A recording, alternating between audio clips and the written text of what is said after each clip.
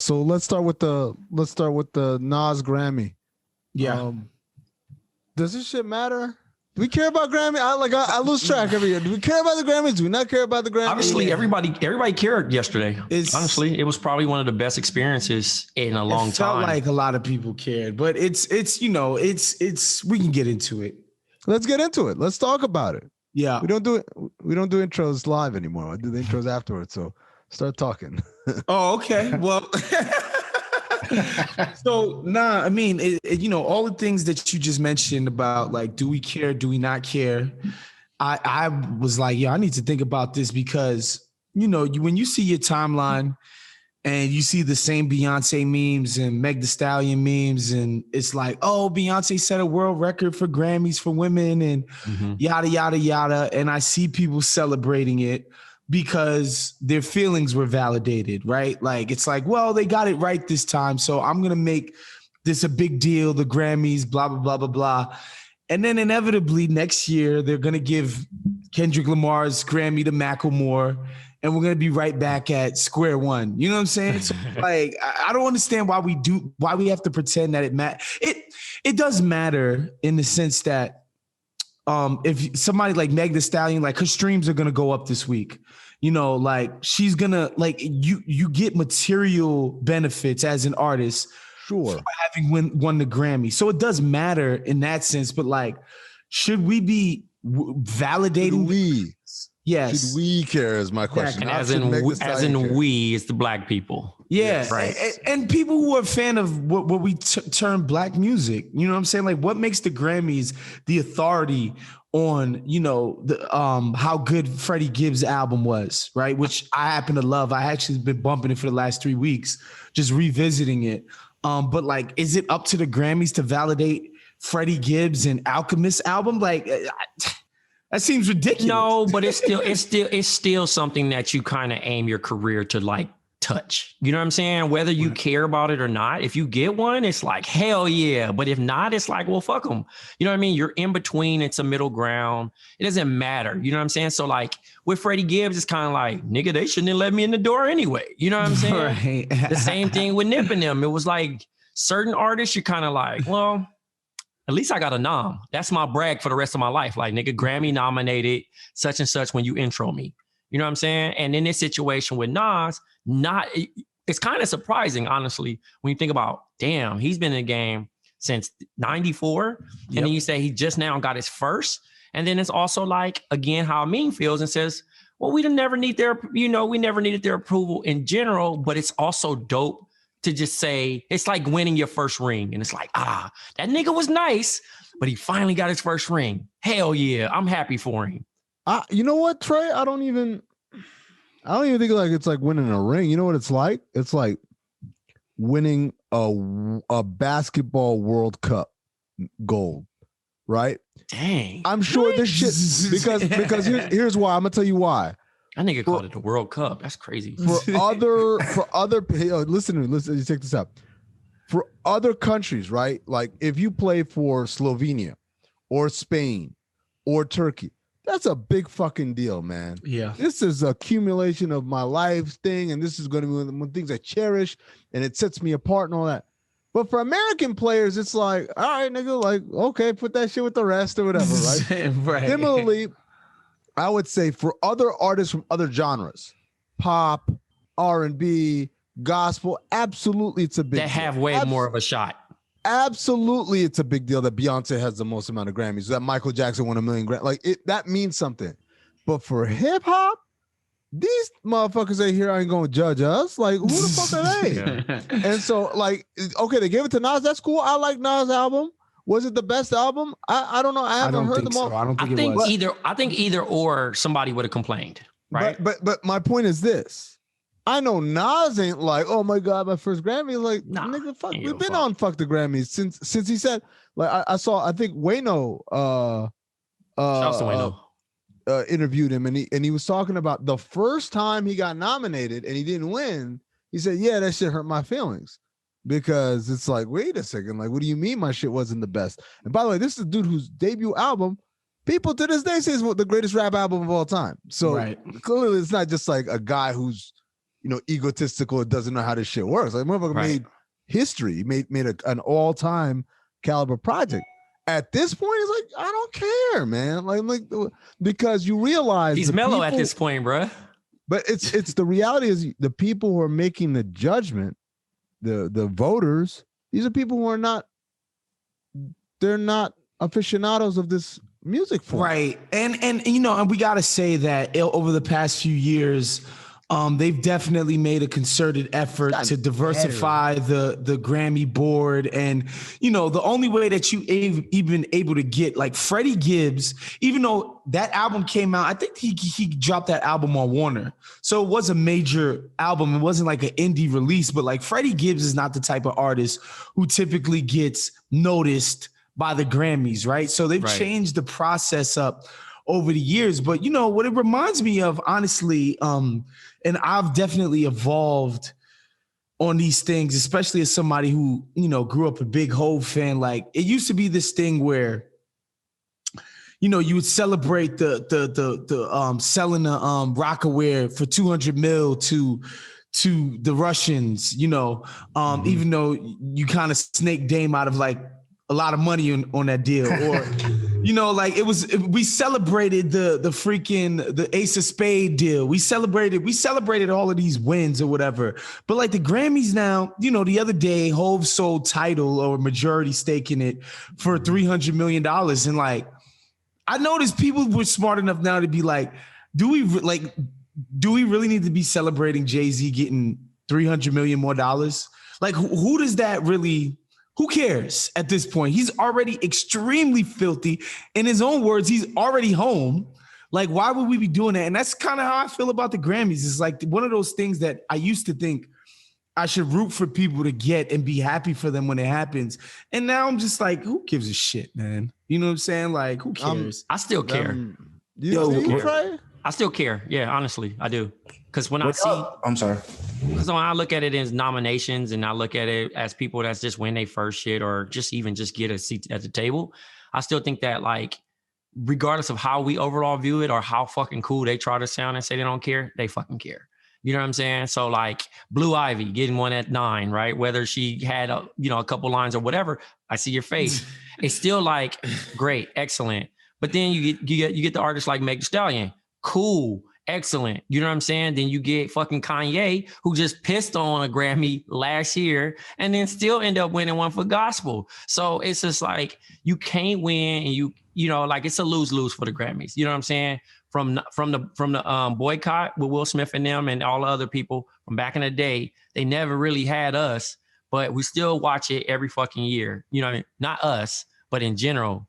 Watch it every year. Well, and it felt like people watched it. No, people were fucking with it because honestly, the virtual experience made it much better. You know what I'm saying? Really? A lot of people had a little bit more ground to like do what they needed to do. Like certain artists had budget to like really go hard and kill their performance, which is like, sometimes you be like, damn, like, okay, look at Lil Baby. Why the hell does he have a budget? But he do. Yeah. And he bodied his performance. You know what I'm saying? And it's like, all right, FCC, I'll holler at y'all on Monday, whatever. But it was entertainment for people. So again, the same way how we watch the Oscars and we find out like, damn, that movie won. And then you go back and peep it. Now it's the same thing with rap. It's like, okay, y'all niggas say that's the hip hop album. Let me go peep. Or that's why this. And it opens your eyes and broaden and welcome a new audience. So that's why I still think it's still good for artists that's trying to make that bigger leap. I would say, yeah, it definitely matters. Yes, you're right. Like, I don't want to, let me rephrase, like, because there's a financial, Wos brought it up, there's a financial benefit you get from being Grammy award winning. There's a financial benefit from being Grammy nominated, but being Grammy award winning means a whole bunch of white people have never heard of you going, let me give this a try. Let me give this a spin. Oh, this one won a Grammy, honey. Come here. Listen to this. Oh. Right? In a way that if you're not, you could have like Nas's first album be one of the greatest albums of all time. And, maybe there was a whole demographic that just flew under the radar, right? So I look, I understand for an artist how lucrative it can be financially, but I meant more as like a validation for them. And then when you expand it more just to us, we just bystanders. I don't think any of us should care, honestly. Like that shit. I mean, I care that my favorite artists are popular enough to keep making music the way they want to make it, and not have to like feel they got to sell out or do all type of different shit just to be heard. So I care, I guess, to that level. But do I care like if like when Jay-Z didn't win Grammys, but did I care back then? No. When he did win and he didn't show up, I thought that was kind of cool that he boycotted the Grammys, even though he was winning them. Thought that was cool too. But at the end of the day, like that really doesn't change my experience that much because that's the funny thing about the Carters, bro. They pull up, they'll boycott the shit out of that shit, but if they win and they gonna pull up. Hey, they Beyonce don't pull boycott up. that shit. Hey, they pull the fuck up, bro. That shit be funny. Niggas be like, nah, we ain't going today. And they be like, yeah, stick it to the man. And then say, what the best rap album? Jay-Z. And you see that nigga just come out of nowhere like, hi guys. I was in the neighborhood. Yeah, yo, like, were y'all that shocked that Nas didn't win? Like, are y'all that? Because I mean, I saw. No, I'm talking about that he's never won before. Like, I saw a lot of people reacting like, damn, this is crazy. Bro. It's like Mike Conley, bro. He Mike Conley in this situation because it was a lot of don't Mike Conley, bro. You better stop. I get what you're trying to say, but he can't be Mike Conley. I get what he's trying to do. He's not trying to say nothing. No. But the thing is, no. I'm not comparing the talent. I'm saying it's like, all right, nigga, you should have been on. Right. That's what I'm saying by Mike Conley. I'm not saying that he is he's the Mike Conley level type of player. Nah. So the thing about Tupac is Kevin Martin Sunday is that used to fuck you. Tupac okay, is Kevin Martin. This guy's so stupid. He's stupid. The Nas winning on Sunday kind of gets rid of a meme though, because that was a meme. Like, how important could the Grammys be if Nas have never won one? Like, I've heard people say that on multiple occasions, like as a very easy way to dismiss the Grammys out hand. Like, you never gave one to Nas. Like, that doesn't even make any sense, So, again, like it was nice to see Meg and them do their thing. And, I'm going to continue to just feel like we should be validating our own institutions, right? Like everybody should have been showing up to the Soul Train Awards and the Vibe Awards and the Source Awards when they existed, or even BET the NAACP Image Awards. People show up to the BET Awards. BET, you know what? I'll give homies that. It's become a marquee event. It has become something that matters 100%. And that's because the artist definitely got behind it and made it like, no, I'm showing up to BET. I'm showing up. Nobody watches BET. That's the funny thing. Right. Like nobody watches BET, right. But the BET Awards have power. Yep. Like they were still running music videos on BET, which they obviously don't anymore. Yeah, they just run Baby Boy. And so and so, it's dope that artists have taken it upon themselves to validate, the BET Awards, but I don't think people sort of view the BET as some prestigious award. It's like they know it's an event everybody has to be at. I don't know that people will start writing rhymes and like when they talk about their Maybachs and their palatial estate that they're gonna be like, and I got 3 BET Awards. I don't think homies is doing quite that yet. But it'd be nice for us to build something up maybe from the ground up that we consider to be, all right, this is going to be the most prestigious, most serious thing that we do in the culture. It'd be nice to see that happen. The BOMM Awards coming this summer.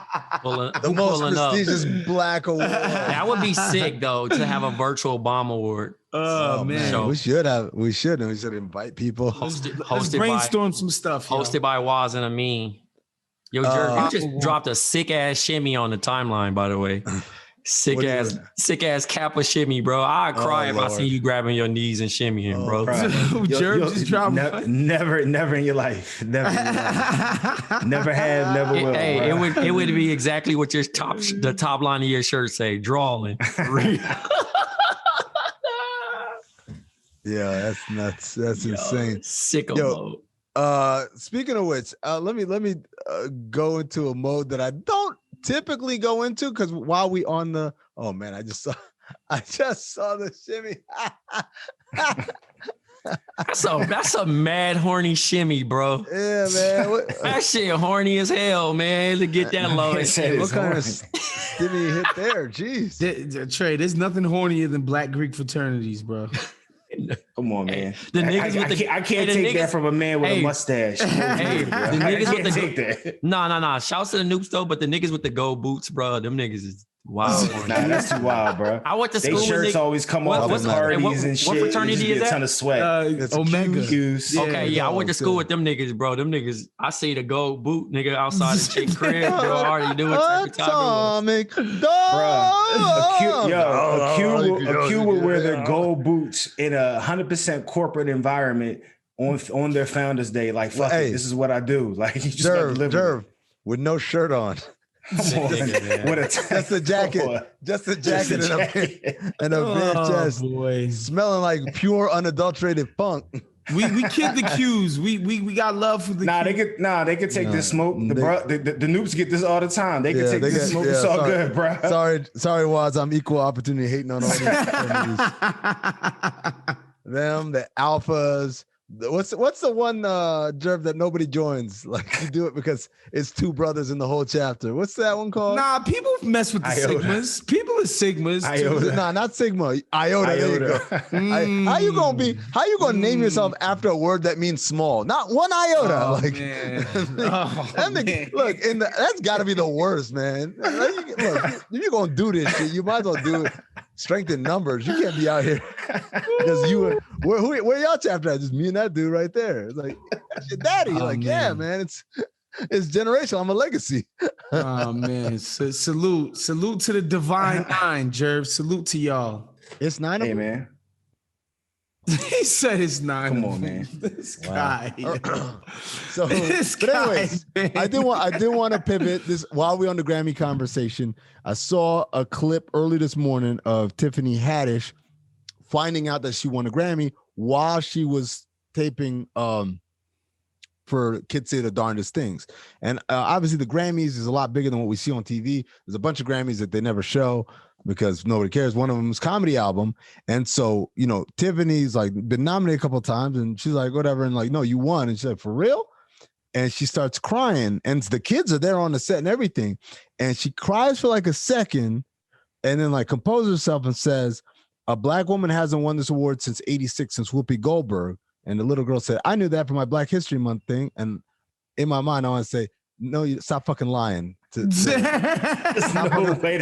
Black History Month did you know who won the last comedy album as a Black woman? And if it exists, I need to have a conversation with whoever made that like fact sheet because like so much Black history. This is what y'all giving the babies, man. So either you got the worst teacher ever, or you fucking lying. Either way, I don't like a kiss up, right? But anyways, so Tiffany Haddish talks about. She starts saying. You go through questions where you say, am I good enough? Am I smart enough? Is this good enough? What I'm doing? Am I strong enough to go through this? And you know what? You don't know the answers to that. All you can know is that you do your best, you put your best foot forward, you give it your all, and you hope it all works out. And y'all know me. I'm the most cynical asshole on the fucking internet. All those goddamn memes where people share and say, I felt that. When so-and-so, when Rico said niggas die every day, B, I felt that. Like, I think it's just the fakest, corniest shit. And people share this shit all the time. It's a lot more prevalent on Instagram than it is on Twitter, but it's all over. And I'm just like, y'all really inspired? Did you really find that inspirational? I mean, it just seems like fucking words to me. But I saw that shit and I was like, fuck, man. Like, because I was thinking about I think about it all the time. The questions that she asked herself, the questions I asked myself, especially now that I left ESPN and everything. And we do this podcast and we try to do the best job that we can. We try to be entertaining and informative and get good guests and all that. But then at some point, it's like, man, there's 8 billion podcasts.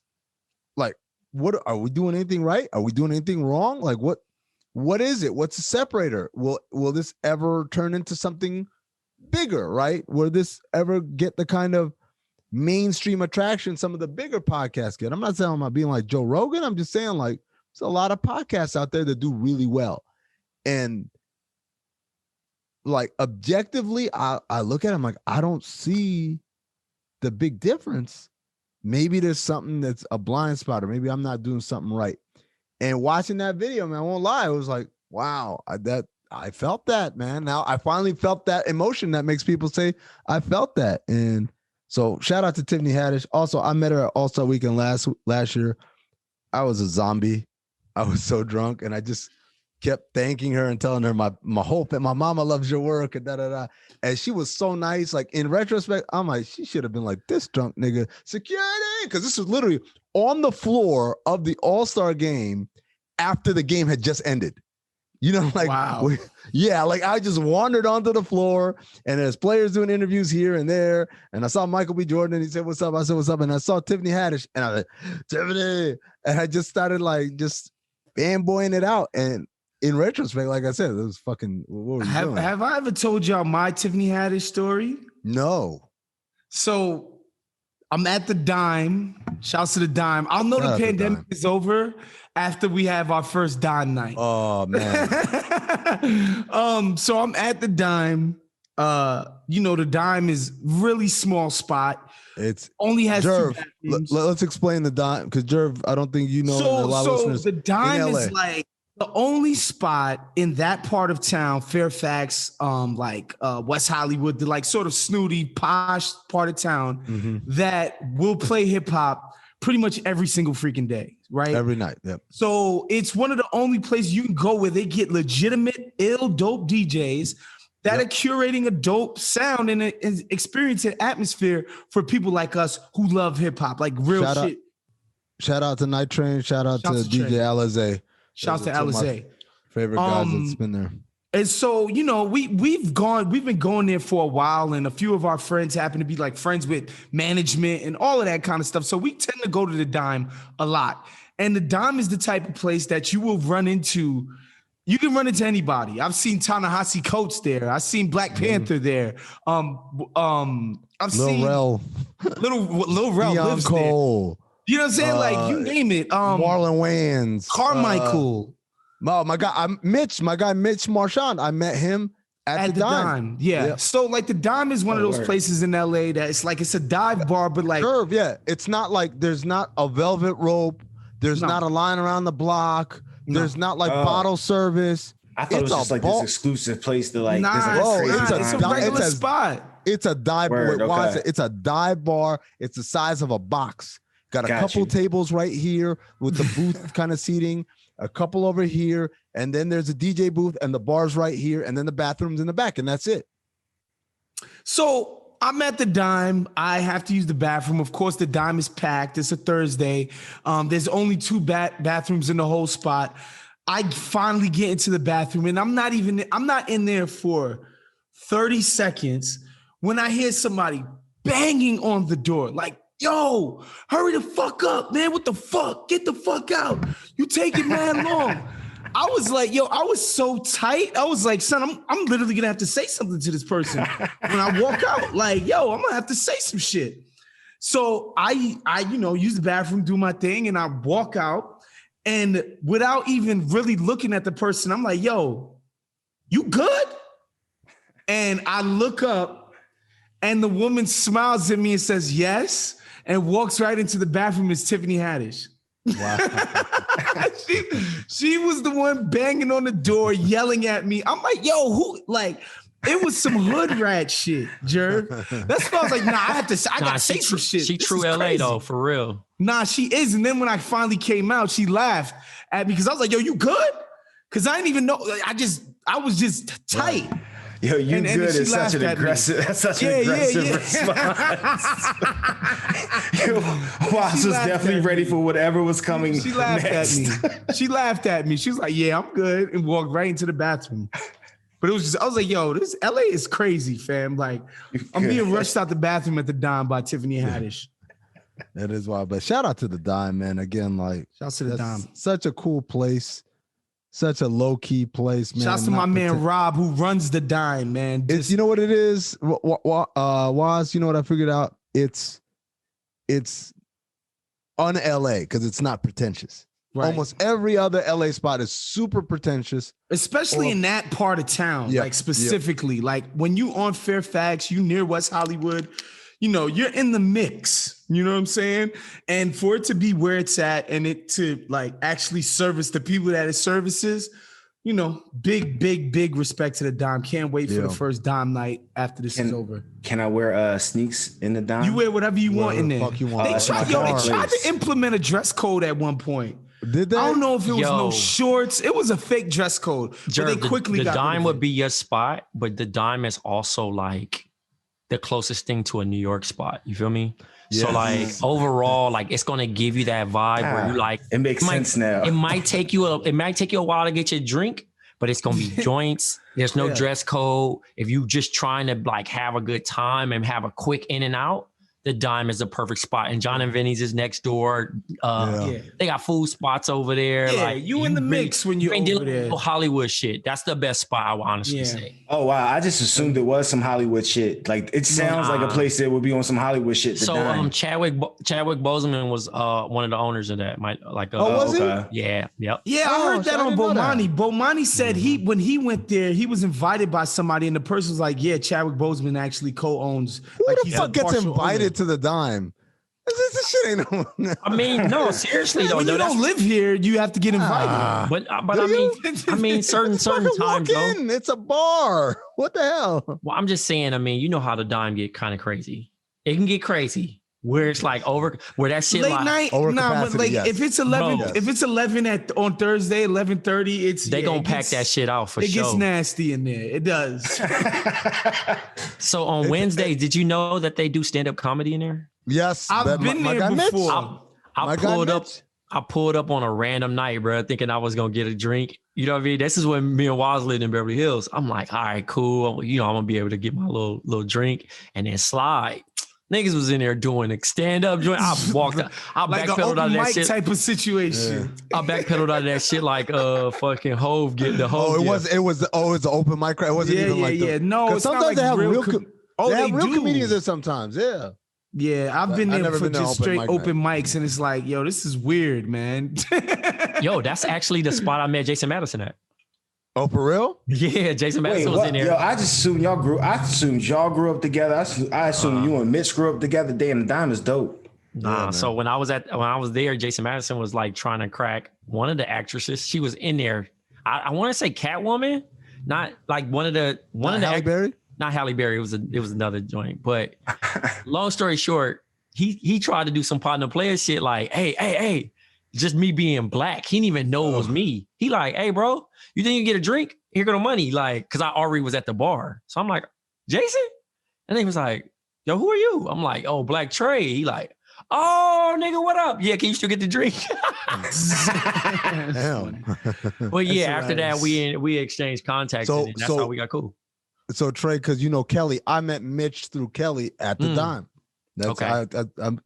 By coincidence, because you know Kelly lived in New York. Shout out to Kelly Roselle, our friend. She lives in New York. She's gonna be the tour guide for Trey, I guess, when things start to open up.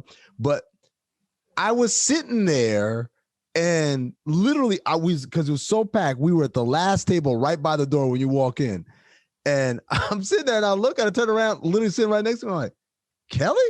Is it Amin? I'm like, what the hell are you doing here? It's like, oh, I'm in LA. I'm like, oh, what's up? And that's when she introduced me to Mitch. Mitch was there, and you know, obviously he lived in LA, and so, man, like it's crazy. And then Mitch was on the show. It makes sense. And then Mitch was on the show. But that's the crazy thing about that place is because it is the one cool place in that part of town, and it is a one cool place beyond it being just cool for Black people. And I think that's a very important thing to point out when you talk about the Dime.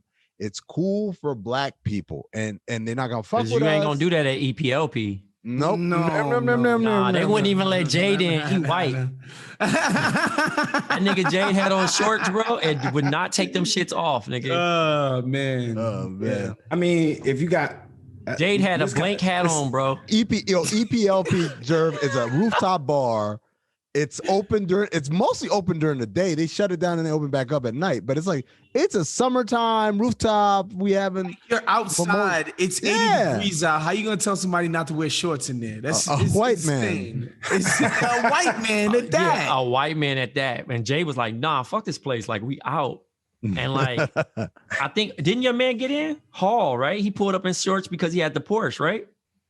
Well, that's the difference. You know what I'm saying? But that's LA. Yeah, that's crazy. But that's LA. But that's LA. See how they did He's it? like, son, I pulled up and I valeted my joint, and the shorty was like, all right, you valeting that? All right, you good. Look, see the shit? It's ridiculous. It's ridiculous. They wasn't back to back though, right? Please tell me there was some time. Like they it wasn't back to back, but you know. Hey, it was crazy. It's crazy to see double racism and like, you know. I've seen the back-to-back happen in Vegas, Jerv.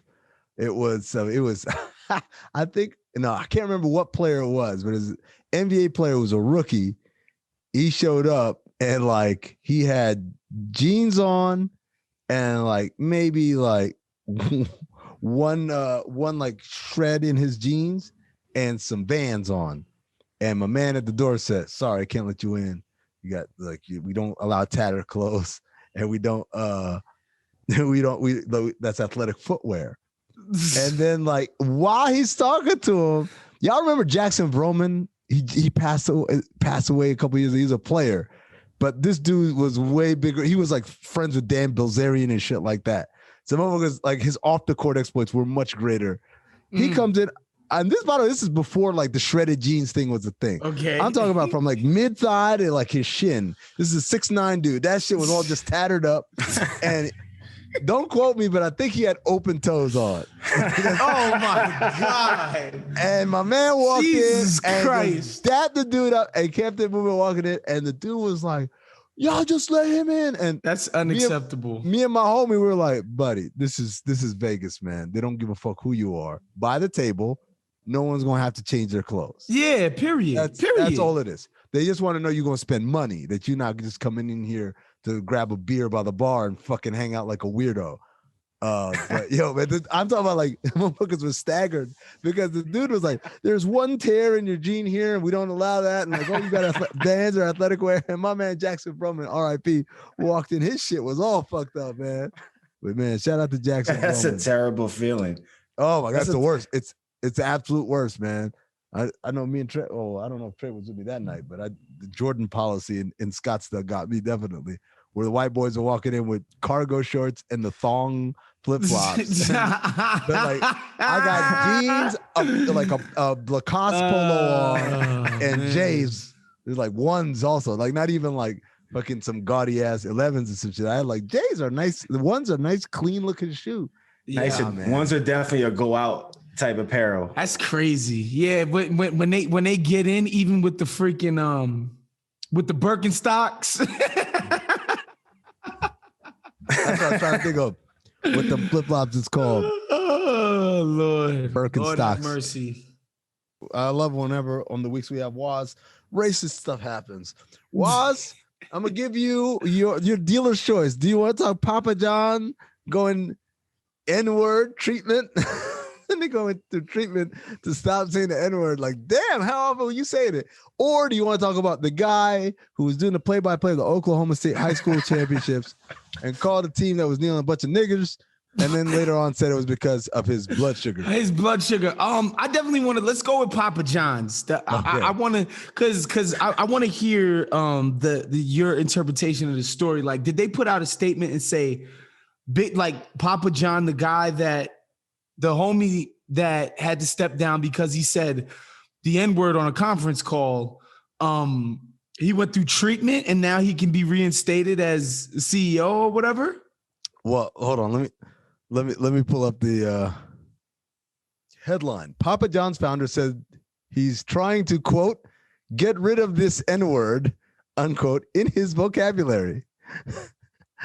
John Schnatter, the founder and former chief executive of Papa John's Pizza, has been trying to, quote, get rid of this N-word in my vocabulary, end quote, ever since he lost his role as the public face of the company for using it more than 2 years ago. Schnatter resigned as Papa John's chairman in July 2018 after an explosive report by Forbes detailed the conference call in which he used the N-word and reflected on his early life in Indiana, where he said people used to drag African Americans from trucks until they died. Earlier this month, Schnatter told far-right TV network OAN he was the victim of a targeted coup perpetrated by left-leaning sports and entertainment entrepreneur, business rivals, and board members looking to profit from his demise. Quote, I used to lay in bed just going, how did they do this? He said. And we've had 3 goals in the last 20 months. to get rid of this N-word in my vocabulary and dictionary and everything else because it's just not true. Figure out how they did this and get on with my life. He also suggested that Papa John's board took advantage of his problems, even though he said they knew he wasn't a racist. All the stars are aligned perfectly with one motive, he said, and that is to get rid of me. Schneider later sought to clarify his comments, telling Newside Mediaite in a statement his team members, quote, often discuss our top goals, unquote, including, quote, eliminating the false perceptions of the media. I tried to say, get rid of this N-word in the vocabulary and dictionary of the media and everything else because it's just not true. Reflecting my commitment to correct the false and malicious reporting by the news media about the conference call. He also claimed that he said on the conference call he never used the N-word and had simply been paraphrasing a third party. When news of his use of the racist slur broke in 2018, he confirmed that, quote, news reports attributing the use of inappropriate and hurtful language to me during a media training session regarding race are true. He has since called his resignation a mistake, but his face, once omnipresent in Papa John's marketing, was removed from company ads and logos. Yada, yada, yada, NFL, official pizza of the alt-right, my persona resonate, that, okay, all right, so that you get the gist of it. Yeah. That's nuts. So what happens to Shaq? Well, Shaq was one of the reasons why Shaq got in. Right. When this dude, they had this huge kind of scandal, and people were saying, is this like a racist pizza? Mm-hmm. And so they're like, we need black investors pretty much. And Shaq scooped in and invested a bunch of money.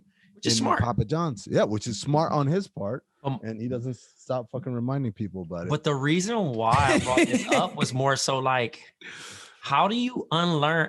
First of all, the reason why I wanted this to be discussed on the show, bro, was because this man said after 20 months, he finally unlearned to stop saying the N-word.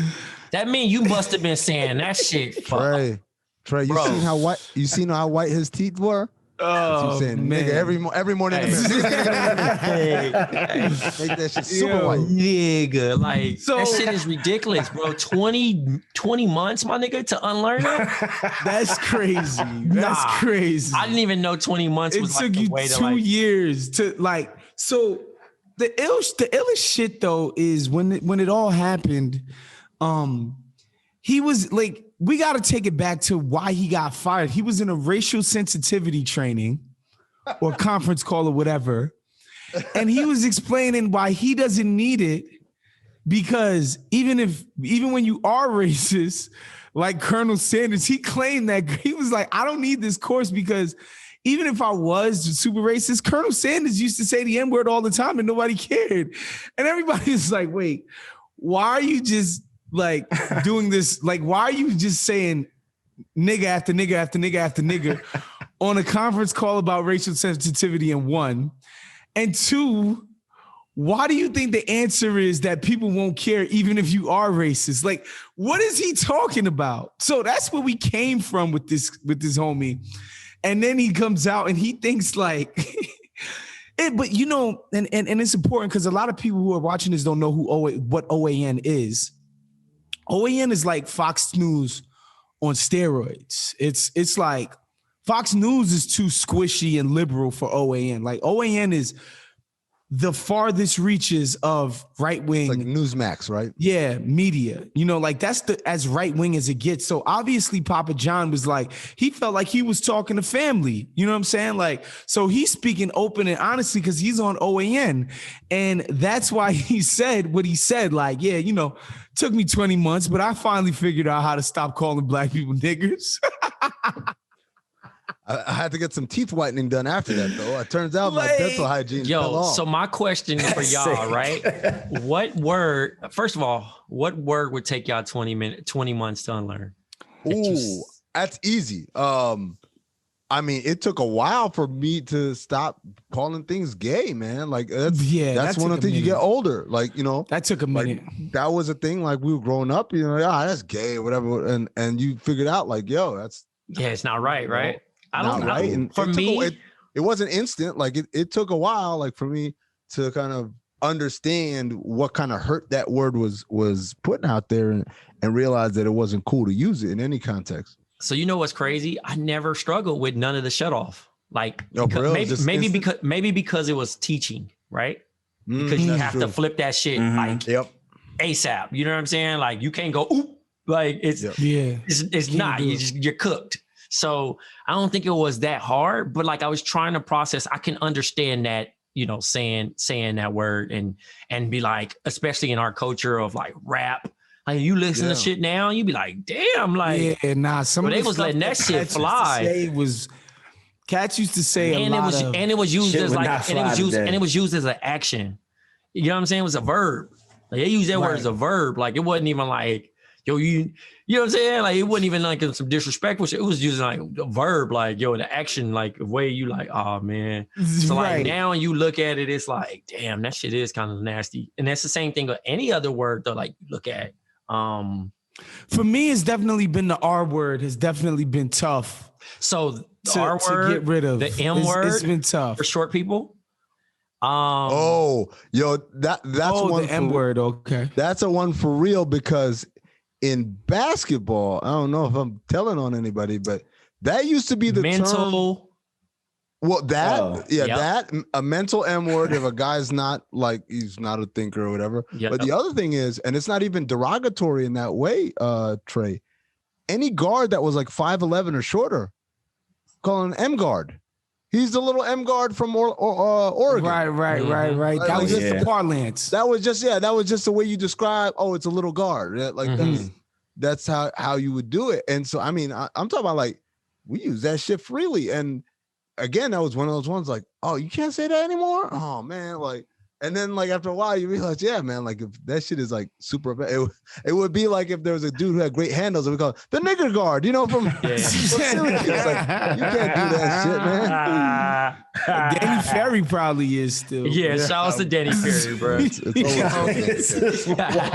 your man, Jerv, ain't it? Jerv, ain't that Jerv. Hey, man, there's always a bad apple out of the bunch, brother. Like, no tree is perfect. Jerv out here blushing. Jerv was out here apologizing for my man. Hey, when I think about it, would it help for us? Like, would it take us 20 months to unlearn nigga? Like for us as casually as we say it.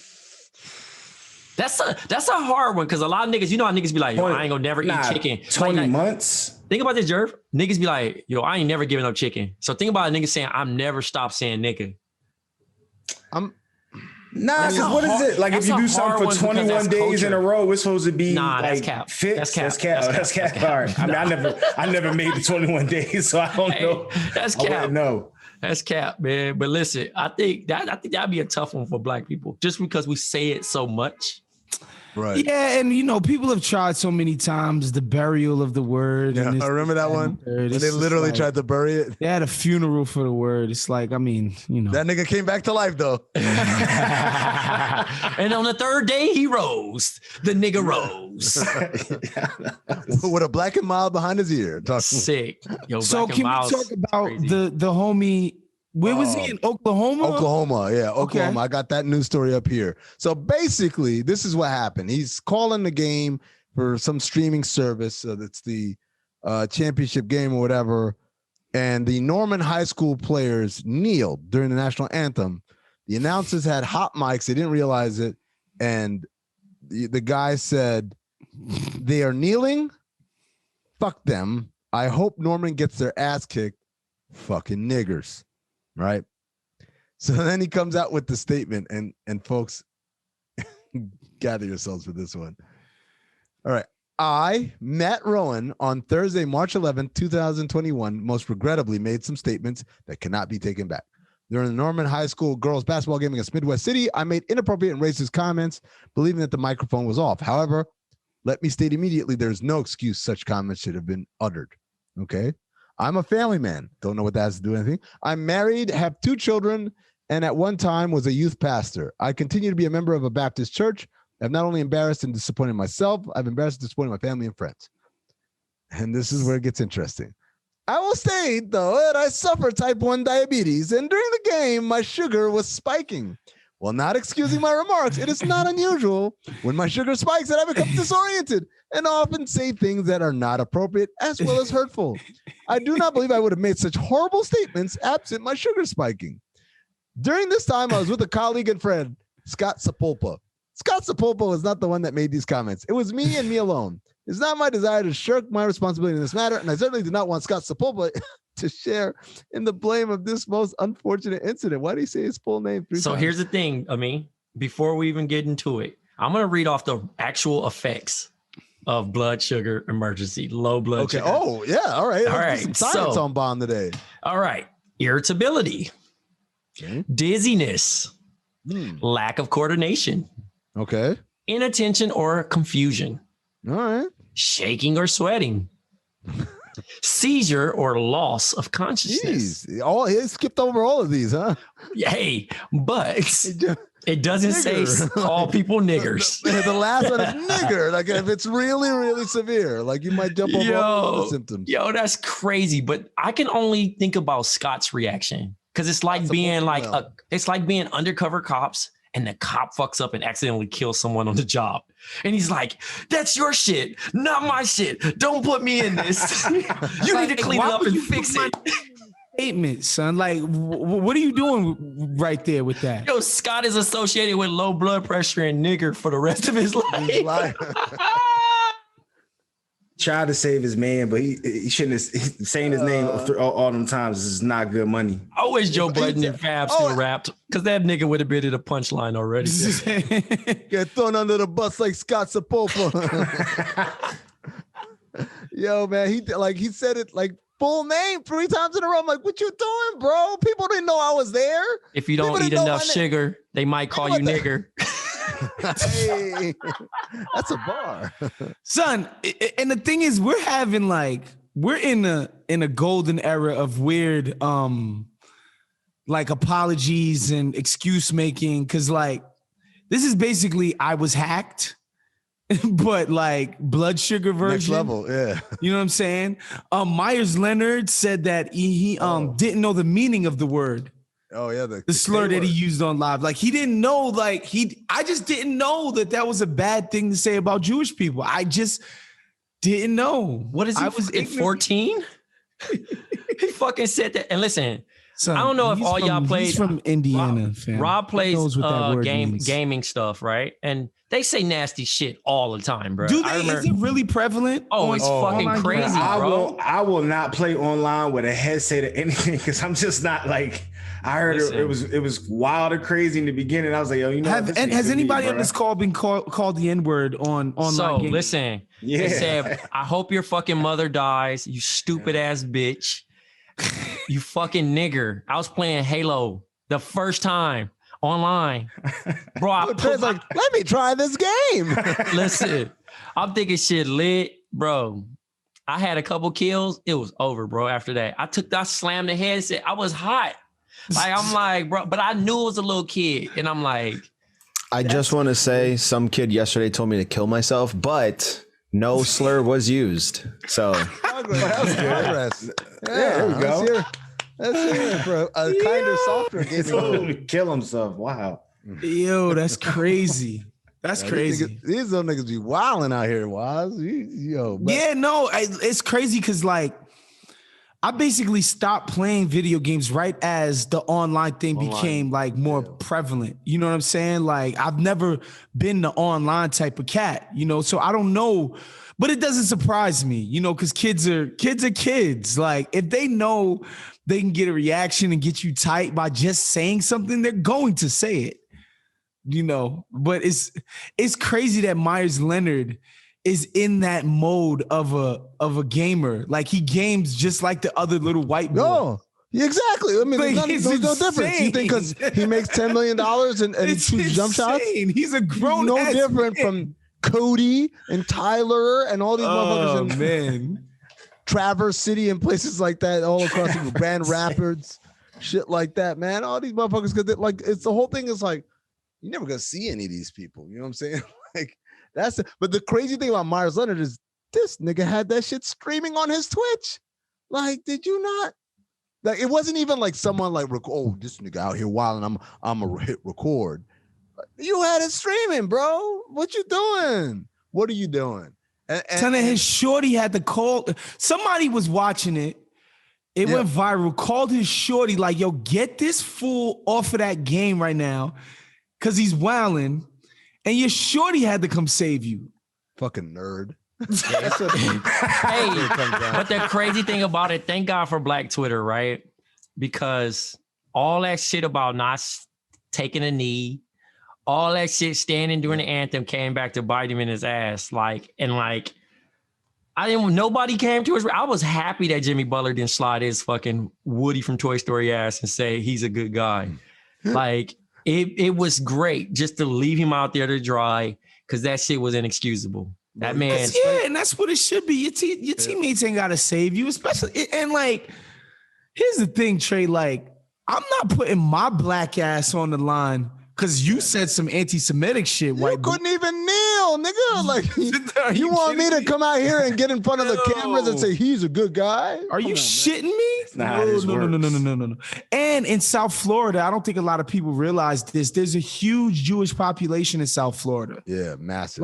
It's very populated by Jewish people. You know what I'm saying? The team is owned by.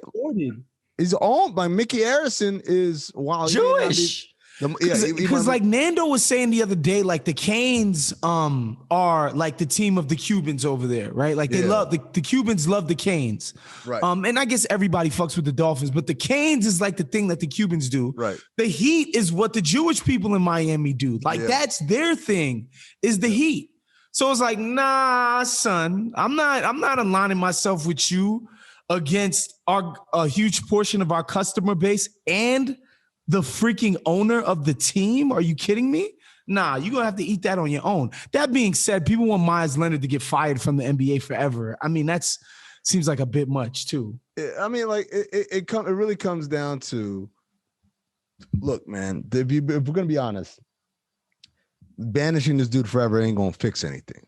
You might feel good. He going to get all his money. Exactly. So what's the difference? So if you want, you make him do shit, man. You make him devote himself to causes that actually impact change. Tim Hardaway Sr. went through this when he was using homophobic language in a radio interview, talking about how he wouldn't be welcoming of a gay teammate in the locker room. It destroyed his life, but the dude worked and volunteered and is now a big advocate for LGBTQ rights. And he's a better person and he's made more positive change as a result. And that's do his ass just like they did to Sean Jackson. Fuck it.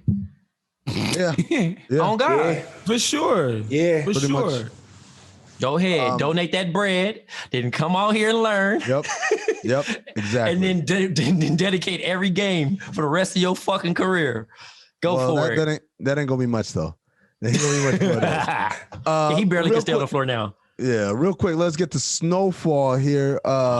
Man, I saw you two talking, you, Jerv and Trey, talking in the chat when y'all had seen it. I hadn't seen it yet. I am peeped today. That was Mari and Jerv. Oh, that was Mari and Jerv. And then I watched the episode and y'all talking about the end, right? Is that what you're talking about, Jerv? Yeah. That's kind of messed up. So for those, spoiler alert, obviously, if you don't watch Snowfall, you should watch it. But basically what happened was my man Stacy from The Wood, whose name, what's his name? Scully. He's alive and he's very angry. And so he went and he shot up Leon and his people when they were just trying to get some tacos or whatever. And don't have anything to do with it. And Leon obviously doesn't have anything to do with it because he distanced himself from Franklin. So Leon and them, they hired a private investigator who finds out where Scully goes when he leaves the Bottoms, because the Bottoms are much like the Carter. It's a fortress. You try to go in there, you will die. So the only way you can get him is if he's out of the Bottoms, and the private investigator finds the only place that the guy goes regularly is to his grandmama house, which they believe might be also the money house, right? And so they stake it out, and while they're waiting for him to show up, car pulls up with some of Scully's homeboys, and the moment of recognition happens, and guns are drawn, and everybody starts to let loose, and Leon gets out the car and lights up the car one more time, and when he does, he realizes in the back seat of that car was Scully's baby mama and Scully's 7-year-old daughter, the one that he was doing her hair last season, right? Yo, that's real shit right there, though. I mean, obviously, y'all was tapping in on the sadness. I seen that shit happen way too many times, bro. That's crazy, man. That shootout shit, because that motherfuckers was really dying like that, and then obviously the association of the little girl dying. Like my neighbor got shot like that. She just outside, just chilling. She survived it, but it was just fucked up because she was fucking like nine years old. You know what I'm saying? And that's just how the streets was. So obviously, you know, the gangster rule obviously is no woman, no kids, like Scarface. Right. I don't know why niggas take that template and be like, I told you, man, no scar, no kids. You know, no woman, no kids. You know what I mean? Fuck it all up. And then Leon, you know, in his situation, he peeped like, fuck, he was about to go finish the job. You know what I'm saying? He like, I don't give a fuck about the woman, but the fact that the kid got killed, that shit fucked it all up, because he was like, I ain't signed up for that. I kind of, you know what? Like, this is gonna sound fucked up. I kind of blame the driver, man. Yeah, it was always on the driver, but that's like, any nigga that's brass out of that. You know what I'm saying? Because like that's the same thing what happened. You know, God rest my man. So, you know, my man Trey, his name was Trey too. He gave a nigga a pass because he knew he went to school with his cousin. Like, she like, don't kill my cousin. He like, all right. He was at the light with the other homie, and the other homie just happened to like be sitting back in his chair, and the dude missed him and shot the homie in his head. His brains fell in the homie lap. Oh man. And it was like, fuck. But think about that. If he didn't give him that pass and he did that first. Right. And so it's like Carlito's way. Yeah. If you kill Benny Blanco, that shit is over with. Should have killed Benny Blanco. He makes the train ride. Yeah, because you trying to be a good person or you trying to have logic. So I'm pretty sure Leon gonna have some consequences in a situation, but it just sucks. But I had made some notes before we jet. Yeah. The funny thing about the hospital, that's real shit. So that's Martin Luther King Hospital in Watts, on the borderline of Compton and Watts on Wimbledon. It's by King Drew, where they play at the Drew League. Right. And in that hospital, sometimes they're going to arrive early. Sometimes they're going to arrive late to pick you up. But it was at one point in time in the 90s was the #1 hospital in the world for saving fucking gunshot wounds. Really? Yes. Oh, word. But after they fix you up, your ass is out of there. Right. So when they said, yo, she got to go, and they're going to put her back on the streets. Talk about Wanda. That was the thing. That's a real life fucking thing. Like, they have some of the best surgeons. Bro, my homie Carr got shot fucking 45 times, bro. Jeez. He got hit in the rib and he got hit in the fucking opposite arm, which was crazy. How Leon and them were shooting. That's how they shot his car. He was going to UPS to work, and they just shot his car. They were trying to get him, or was it? Nah, they just was shooting. They just in the neighborhood, anybody out. They shot him. Right. He was getting ready to go on a late night shift to UPS at midnight. Right. And they like, damn. I'm hearing like, yo, Marcus got shot. I'm crying. This nigga called me like, hey, I'm at the hospital. You ain't gonna come see me? I'm like, what? Nigga, God was with you. Nigga, your whole, listen, you know how you lease a car, you paying for the monthly. Then the car was done. Sprayed up like Denzel and the Russians, bro. Damn. And the fact that he only got hit twice, I was like, oh my God.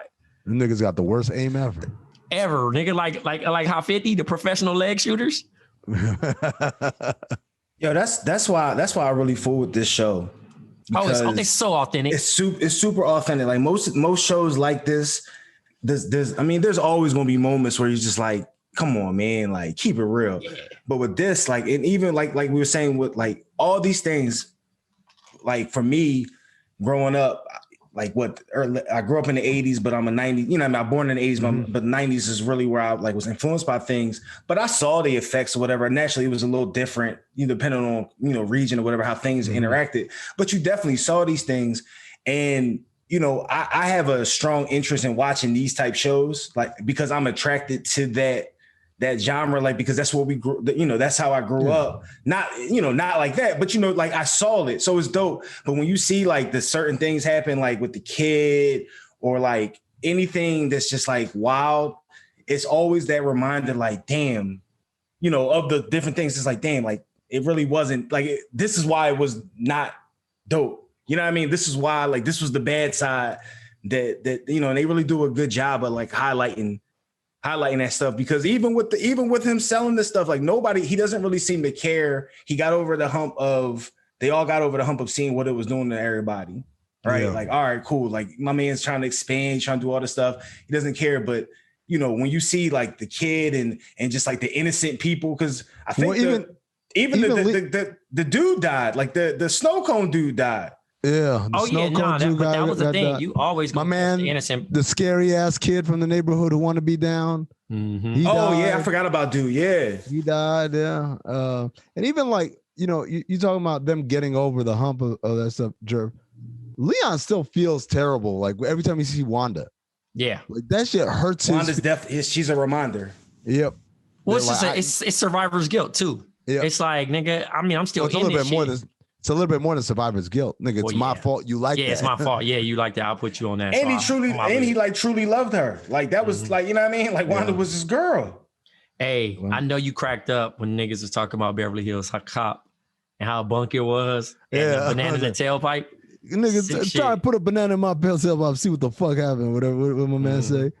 My man Scully. Hold on. Let me see. I had a note because there was fucking oh shit. Yo, they haven't promoted this as the last season, right? But it might be. Doesn't this feel like the last season? I mean, it's getting to that point, bro, where shit is getting really, really, really active.